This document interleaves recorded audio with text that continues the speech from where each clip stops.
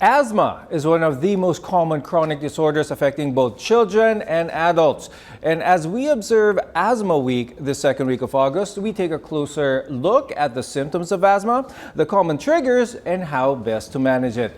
Joining us now live in the studio is Pediatric Pulmonologist Dr. Rozaida Villon. Good morning and welcome to New Day, Doctora. Hi, good morning, Doc Freddy. Now, Asthma Week ngayon, ano? I'm sure a lot of our viewers are familiar with the term asthma, pero how prevalent is it here in the Philippines? Actually, according to our PPS or our Philippine Pediatric Society Disease Registry, there were around 40,500 cases of bronchial asthma reported from 2006 up to March 2022. So it is fairly common amongst Filipinos especially, ano? Now, a lot of people say na ang asthma nag-uumpisa yan sa pagkabata.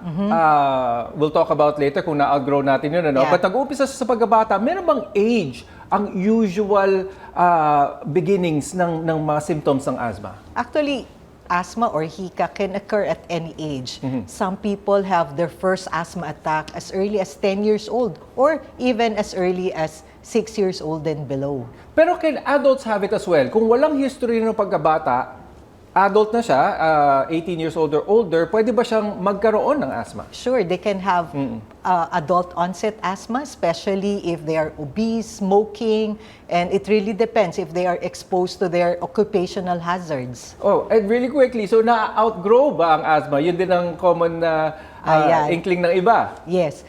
Actually, some children can outgrow asthma, but it depends if they were able to have their year-long or years of anti-asthma inflammatory medicines, and the symptoms will disappear. But then later in life, they can recur. It depends if there are predisposing factors and risk factors. Okay, so mga triggers yun, ano? We'll talk about that in a bit as well. Pero punta muna tayo sa mga simptomas ng asthma, Doktora. How can someone differentiate asthma dun sa regular na ubo lang?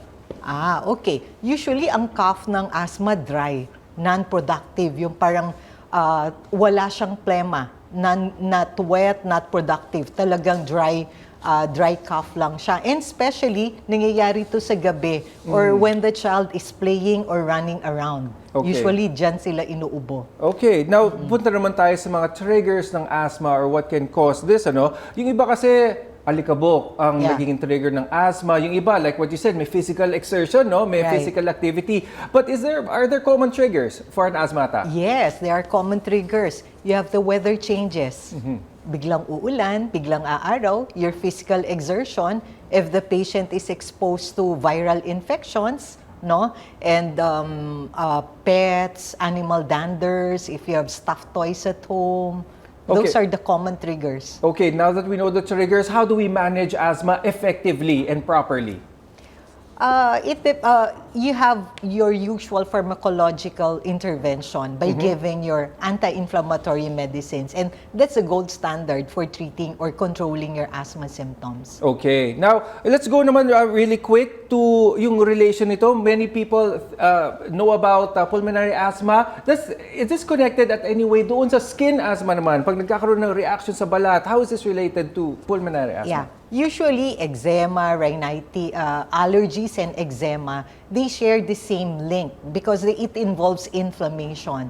So, most of the time, babies who have eczema or skin asthma, they tend to develop later in life asthma and allergies later on. Thank you very much, Doktora. If our viewers have any more questions regarding that, it is best also talaga to have a good relationship with a pediatrician, for that matter, pediatric pulmonologist, to get more information about asthma. Yes. So thank you for joining us here on New Day. Thank you also.